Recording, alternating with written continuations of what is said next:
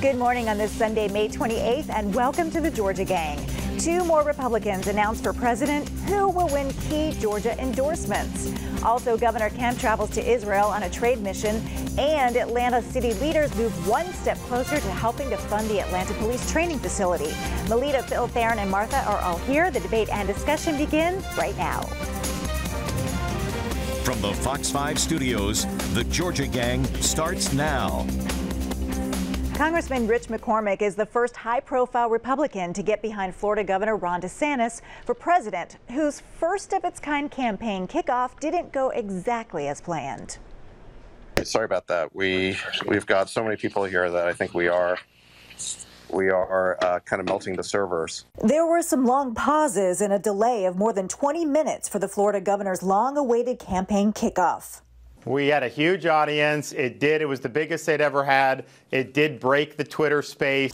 The Biden campaign mocked DeSantis. So did Republican frontrunner Donald Trump, who wrote on his Truth Social platform, quote, "Wow, the DeSantis Twitter launch is a disaster. His whole campaign will be a disaster. Watch." Mom, I love you. Meanwhile, South Carolina's first African-American senator went the traditional route for his announcement, a campaign rally in his home state. I'm living proof that America is the land of opportunity and not a land of oppression. Well, Martha, we're going to start with you this week. Congressman Rich McCormick threw his support behind the Florida governor. In a state where Republicans rejected Donald Trump's slate of candidates, are you surprised we haven't seen more support for him just right out of the gate? Well, I spoke to Rich McCormick the day before the announcement, and it didn't really surprise me since they both have military background. They kind of approach issues the same way, so it didn't surprise me. I think that you'll see people getting involved, but I think it's going to happen after the convention. I think that people don't want to go into the convention having already claimed their space. All right. Well, Melita, we were kind of giggling about the problems with the launch of the campaign. But your thoughts on this? I mean, will it really matter? Well, the launch may not matter, but it's sort of a metaphor for some of DeSantis's abilities. And I loved the comparisons to SpaceX rocket failures, since that's a company founded by Musk. And I saw my first DeSantis bumper sticker, the Make America Florida bumper stickers, just yesterday. And do we really want to be Florida nationwide with the aggressive book bans and the don't say gay and banning history and curtailing voting rights? Does America really want to be Florida, and the Florida that DeSantis has promoted? Well, Phil is just chomping at the bit to respond to this. Yeah, I mean, you don't really believe that, do you? I mean, I know you have it on your talking points, but come on, Florida's a pretty good state, right? And they're not banning gays or books or whatever you're talking about. But let's get back to analysis. How about the fact that Iowa is going to be very big in the whole Republican presidential race? And we saw Tim Scott in your package, Lori. Keep an eye on him. He's raised a lot of money. Even former President Trump complimented Tim Scott, said, well, that's a better candidate than DeSantis. Is that because he's not threatened by Tim Scott? Now, that's a good point. That's a good point. Maybe Tim Scott's want to be a vice presidential hopeful. In any event, though, I don't think it really matters a lot on which congressman endorses what. I think you've got to look at the 270 votes in the Electoral College. We've all talked about this in the past. It's obviously way too early. But yeah, I think with DeSantis, if you're having trouble being criticized that you can't personally connect with voters, I would not have started the campaign on a social media platform. It was odd just because it was an audio announcement. It wasn't video. There were no campaign crowds and all of that. It's not what we're used to seeing. Theron. Well, I think the thing, you can't really overshadow the fact that it was a debacle. I mean, it was terrible. And he also did it in conjunction with Elon Musk, who was the new owner of Twitter. But I want to echo something that Melita was saying, and I absolutely agree with her. You know, the NAACP came out this week and basically issued an advisory, basically highlighting some of the very discriminatory laws that have been passed in Florida, you know, that not only attack and target black people, but brown people, immigrants, the LGBTQ community. And so while Florida is a good place to visit, I think if you talk to residents there, Democrats and Republicans, they are concerned with some of the extreme policies that have been passed by this government. And the chairman of the NAACP lives in Florida. So with that being said, and he has no plans to move, from what I understand. Yeah. So with that being said, it's an advisory, and I think that it was very sort of smart by the NAACP to just use right when he was getting ready to announce to say, hey, this is the guy that's about to go and try to represent the Republican Party. Well, I think we've established endorsements don't mean a lot, right? So the endorsement question I think we can set aside for now. But as far as, I think the NAACP was just looking for relevance again. I mean, nobody goes to them first for things, and it is such a challenge to say an advisory to go to Florida, the state where Miami has the lowest crime rate of any city in the country. And I think there are a lot of black and brown people that live in Miami. Let me finish. Black businesses are some of the highest numbers of black businesses. Look, I don't want to move to Florida. It's too hot for me, okay? That's not why I'm not going there. But I just think it's not fair to say with the number of people moving in and the way the state has grown that he's doing a bad job. So, and I know that you value the NAACP because you and I talked about it. In your former work, you went around the state, you visited NAACP meetings with some of your former employees. So I know that you're not saying that they're not relevant. I know that you know that they are relevant. This is a 100-year organization that has done so much for so many people in this country. I think what they're highlighting is that it's a race to the right. Governor DeSantis has basically tried to be more radical than Donald Trump because he's facing a tough primary challenger. And so it's not like the NAACP are making these things up, Martha. These are things that are actually getting passed in the legislature. This is a man who said he does not want African American history taught in classes. That's not true. That is absolutely false. Not true. Okay, but okay. So the point is, what did he say then? He said certain courses that are too radical, that slam America as a systemically racist country, ought to be Republicans taught. have to decide whether you want a Tim Scott who has a uphill challenge because he's an African American male trying to win a Republican primary in this country with this Republican electorate who wouldn't come out and say that he's against DEI, or you go with somebody who basically is trying to eliminate diversity, equity, and inclusion. I want to just say a quick thing about Tim Scott, just very quick. Yes. The thing about Tim Scott is he is not a different kind of candidate in the Republican Party because he's black. That's certainly the obvious thing that you see. It's because he is approaching things in a positive, message-oriented way, and that's something very different than what we've heard. So I think we have a great slate right now, and I'm excited to follow it. Phil, I want to come back to you because polls across the country and here in Georgia show that former President Donald Trump way out ahead. How does DeSantis try to close that gap and do it rather quickly? Well, I'll go back to what Martha just said. I think a positive message.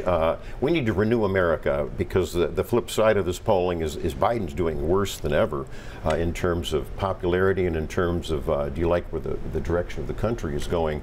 And so I think a lot of the candidates, I've talked about 2 weeks ago, Trump pivoting to a more positive kitchen table issue-oriented thing. And so I think that, again, I'm going to see how things unfold toward the end of the year. Trump, I think, will take some hits, obviously, with some indictments that could come by the end of the year. It hasn't affected him so far. I don't think Fulton County is going to affect him, but I think we'll have this conversation in January to see where we're going. Melita, I want to ask you, to Phil's point, Democrats also have a lot of work to do, right? President Biden's approval rating sitting at around 40%. Would Democrats rather face a Trump or a DeSantis?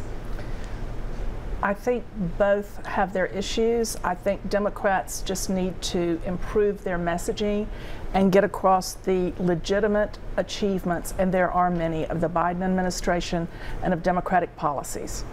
Well, Martha, I've never met Senator Tim Scott, but everyone talks about just what a nice guy he is. Is he too nice to be in this race?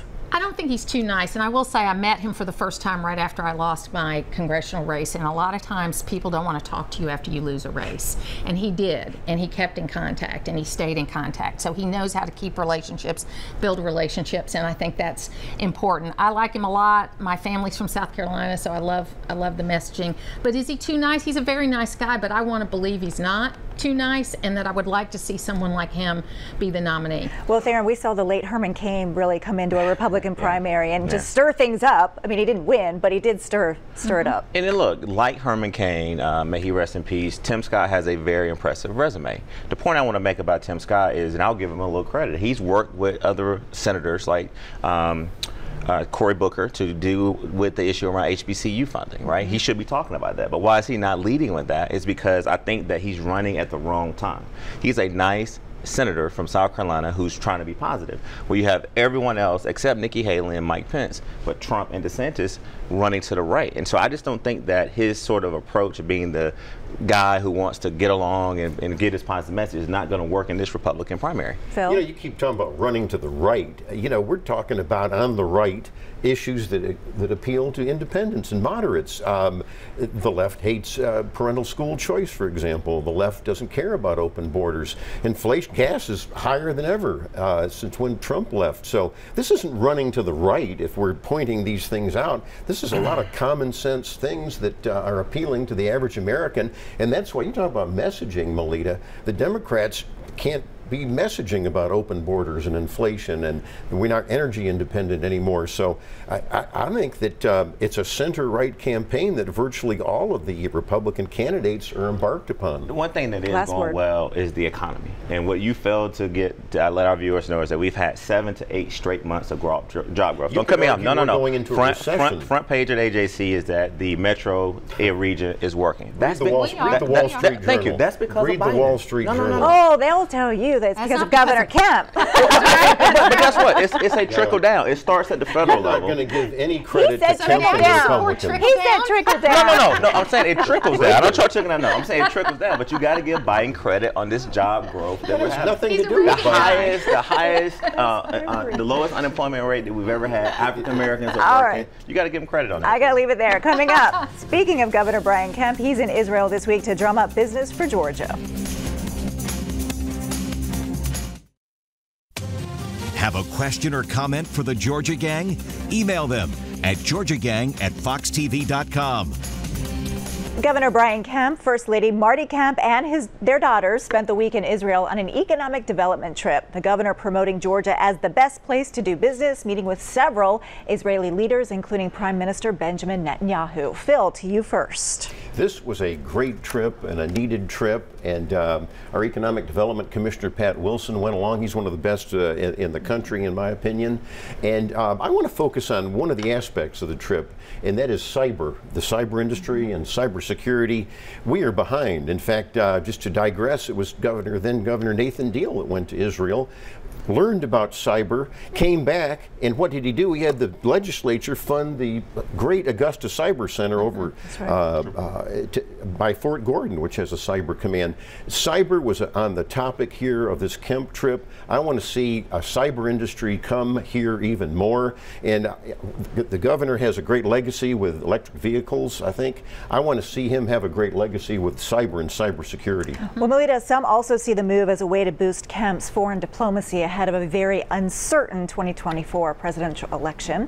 Kemp has not publicly announced any moves towards running, but is it an interesting place for him to visit after his trip to Davos, Switzerland? I believe it is, and he has had fewer, perhaps, in his first term, 4 years, trips overseas than many governors preceding him, and so he's making up for lost time in a very quick fashion, and it certainly will burnish his foreign policy credentials. And even the timing of the trip, to be in Israel at a time when Israel itself is in chaos and experiencing violence is interesting. And I think it will be also interesting to see whether his trip spurs some action on the anti-Semitism bill, which was passed in the House and got stalled in the Senate. After he and his family see the cultural and religious impact of Israel, it will be interesting to see if he takes a leadership role in moving that bill on through next session. All right, I want to move on because Secretary of State Brad Raffensperger announced several steps he plans to take to ensure ballot security in next year's elections. Now, the state will be conducting, quote, health checks on machines and other equipment in all 159 counties. Theron, will this help to appease any of the critics of the voting machines?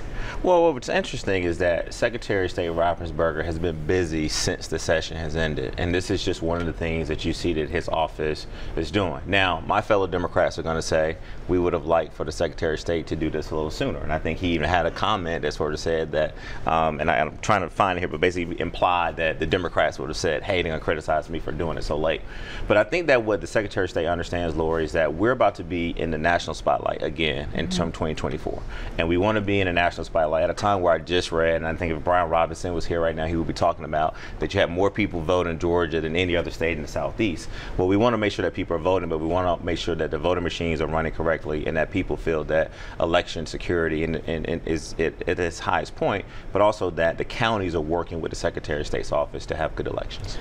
Well, I mean, in fairness, of course, Kemp didn't take as many trips overseas because of COVID in the first 4 years. That affected what Brad Raffensperger could do also, because he was managing all the other things he was doing. But one thing I love about Brad Raffensperger is he is always working behind the scenes. You know, he's one of those guys that you may not hear from him all the time, but if you talk to the people in the office, if you know how he runs things with that engineer's mind that he's got, he's always working on something. But if you ask him, he will tell you, and that's the thing. All right, over to Cobb County, where voters could vote on a sales tax referendum for transit expansion. Cobb leaders will have to come up with a list of projects, and Theron, opponents are already saying they don't want MARTA. Well, what's interesting here, Lori, and you and I and others on the panel, we know that this need, not want, but need to expand transit is evident as we try to get to this station every Friday on time. I mean, we run into some blocks, and I'm all pro to construction. But what it really is about, if you read some of the comments, Lori, the deniers are saying things like, we like our suburban lifestyle. We don't want it to change. And then there was also a comment made about another county saying we don't want to become that county. And it sort of implies that you don't want people who are moving to this state because we're a good state to do business, #1 state to do business, we're a booming region, to basically come to Cobb. And so I think that the county is taking the right approach. They put out a list, they got some ideas, they want to hear public feedback. And I think we'll be talking about this a lot on the show going forward. And Phil, we heard a lot of those same sentiments when Gwinnett tried to do this. Well, that's right, and it failed in Gwinnett several years ago. I think that it is, yes, an urbanization versus a suburban type battle, and I don't think there's anything wrong with that. That's a debate that ought to be had. I think that when you do have transit, and of course cost is going to be an issue here, and of course, Lori, you mentioned the list. That is critical. That's why, in my opinion, it lost in Gwinnett County, because half the county was just screwed over, frankly. And so we have to look at that. I think we're all in favor of a regional transportation system, but it's how you do it. It's the expense, as I say, too.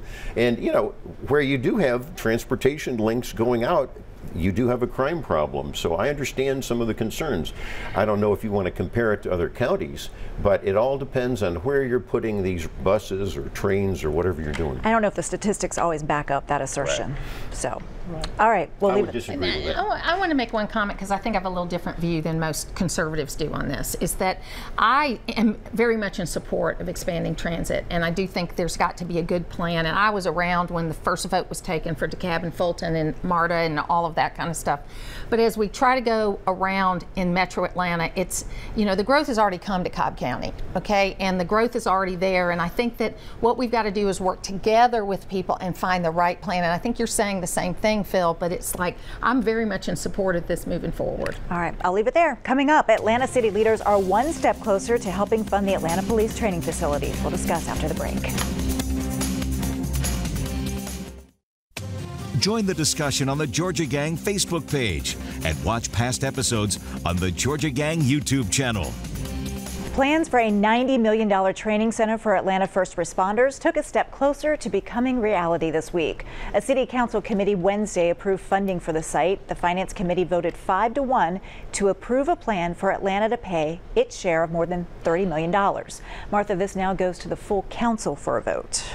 Well, it needs to be done. I mean, there's no doubt about it. I mean, Andre Dickens has made a fantastic case for it. He came on my program to talk about it. He's talked about it all over. He's listened to the folks that are there, and we need this training center. But, you know, there are many steps along the way that they've made mistakes in how they have messaged this. And, you know, hopefully now they've gotten past it, right? And we're going to get it done. It needs to get done. The problem with everything in government is it takes too long to get it done. Well, meantime, to your point, Atlanta's police chief gave reporters a tour of the old training facility, hoping to counter some of the well-organized opposition to the new site. There you see the atrocious video. Chief Darren Shearbaum described the rat and roach infestations, the raw sewage that backed up in the building used by recruits until 2021. Melita, my question is, why did we not get this tour sooner? I mean, what a PR blunder that was. Well, they didn't have a good PR department, that's for sure. But the other thing I think that we're seeing is some of those who've opposed the police training facility are beginning to tell the city council what their spoonful of sugar might be to make the medicine go down. And those things include the transparency of having someone from the city on the Atlanta Police Foundation board, and also having a city commitment to the preservation of the South River Forest. So we'll see whether this dance between the spoonful of sugar and the $90 million police training facility continues on June 5th. Well, moving on, because the country's newest nuclear reactor could reach full electrical output this weekend here in Georgia. Theron, Southern Company and Georgia Power leaders are calling this a huge success, but they do acknowledge the challenges, the cost overruns, and the delays. Well, this week it was pretty monumental. In full disclosure, I do some work with Southern Company and Georgia Power. And what happened is that Tom Fanning, alone CEO of Southern Company, officially passed the torch to Chris Womack, who's taken over as the CEO of Southern Company. And what Chris said right away, Lori, is that, look, there have been challenges, but I mean, the fact that we're actually at this point where Southern Company and Georgia Power are leading the way around clean, reliable, affordable energy, it is the way of the future. And for him to have sort of worked kind of shoulder to shoulder with Tom and Paul Bowers and others, and now you have Kim Green, who's come on board as well. They are focused to make sure that not only this happens, I think this upcoming week, I mean, we can have this third sort of conductor tower done this week, but also making sure that the people are communicated with, that the narrative is right, that this is the way of the future, and that they're very proud of the work that they've been able to do. Real clean energy and renewable. All right, there you go. Right. You're on message. Well, I want to kind of amplify on what Theron had said. I think it's great because we're going to have reliability. I think that's the right word. A lot of states aren't having that. And I think for the next 60 or 70 years, we have a very diverse portfolio thanks to Southern and Georgia Power. But I would say this, I think that if you look back at the history of this thing, which started in the late 70s, and I've been following this when I was over in Augusta, Lori, you remember all of this. We had a lot of the contractors that missed their schedules. The feds kept changing the rules after the 3 Mile Island in 1980s. And so the contractor went bankrupt, so they really had to start there was a from bankruptcy, zero. Yes. that's exactly then right. Then there was COVID, so. That's right, so you have to put all of this into perspective. Melita. Well, it is a great relief to say that 6 years behind schedule, it is finally online, and $35 billion above the original, more than double what they originally forecast. It's not $35 billion above it. Right, it's $35 billion total. That's double what they originally forecast. So consumers can breathe a sigh of relief that the cost overruns and the schedule delays are over. And if you think about what we're buying now, everything seems double the price, especially when it comes to construction. So, Absolutely. All right, we'll leave it there. Up next, winners and losers. Stay tuned. Time now for the week's winners and losers. All right, Melita, we'll start with you this week. Thanks. She's back. Stacey Abrams' new book, Rogue Justice, debuts this week with an event at the Carter Center, and it's just in time for summer beach reading. My losers are the two Georgia Republican women, the Congresswoman from the 14th and Candace Taylor, who made Georgia laughingstocks this past week, and also all of us because of that Supreme Court ruling on wetlands. It's going to have a devastating environmental impact. All right, Phil, are you going to need some summer reading? Yeah, I need a doorstop for anyhow. My winner, of course, are going to be The Fallen. This is Memorial Day weekend, and I think everybody ought to pause during our vacationing and fun over the weekend to think about all those that have fallen in defense of our country and in favor of freedom. Also, I think all of us might join me in making a winner. Dale Russell here at Fox 5, a longtime investigative reporter. Lori, I know you probably have it on your list too, but Dale was great and broke some great stories over the years. Oh, he's a legend, and I'll tell you, when I worked at Channel 2 and had to go up against Dale Russell, I hated it. I was thinking that. I hated it because he was so good, always could break the really good stories, so he will be missed. I mean, journalism, big loss there. Darren. Well, Dale Russell definitely is a winner. I texted him today. I said, look, since you're retiring, maybe I can be seen out having a drink with you. So, Dale, we can get that drink now. Daniel Blackman, want to make him a winner. He was announced this week as a new senior advisor in this role at EPA. He was currently serving as the EPA Region 4. Also, Marvin Hightower, who runs the first tee of Metro Atlanta, is retiring after 8 years. I'm on that board, proud to serve with him. And then on a sadder note, Maynard Eaton, who was passed away at 73, a legend, a journalist here in Atlanta who covered a lot of great stories, a lot of politics, learned a lot from him. I definitely want to send my condolences to his family, and he will be missed. I had a lot of great conversations with him about politics, and he's just developed so many supporters over the years. Gosh, and I remember all the news conferences that I covered with him. He always brought so much character and had the most interesting questions. Yeah, very charismatic gentleman. Definitely a loss. Martha. So best wishes to Dale Russell also, and my hometown of Gainesville is a winner. It's the fastest growing real estate market in the country. How do we know? To Bankrate. We knew you were going to bring that up. Of course, of course. And really, this is the most important winner I think I've ever put forward. Justin Giboney is the co-founder of And Campaign, and on June the 1st, he is going to be launching what's called the Whole Life Campaign. And I don't care if you're pro-choice or pro-life, you need to watch this launch because it will change the way you talk about life issues, and it's the most important thing I've ever seen. Well, that's what I love about Martha real quick. You know, she called me this week, and I know Justin, very intelligent young man, worked with him on the campaign, and I listened to his Twitter message, and he's pushing a button. And so keep an eye on this young man. Justin Giboney doesn't like politics as much. He got involved in the community, but has turned to being a pastor, and I agree with you. I think that he's going to change the way a lot of African Americans and people in general think about pro-life. Interesting. All right, everyone, make it a great week. Bye-bye.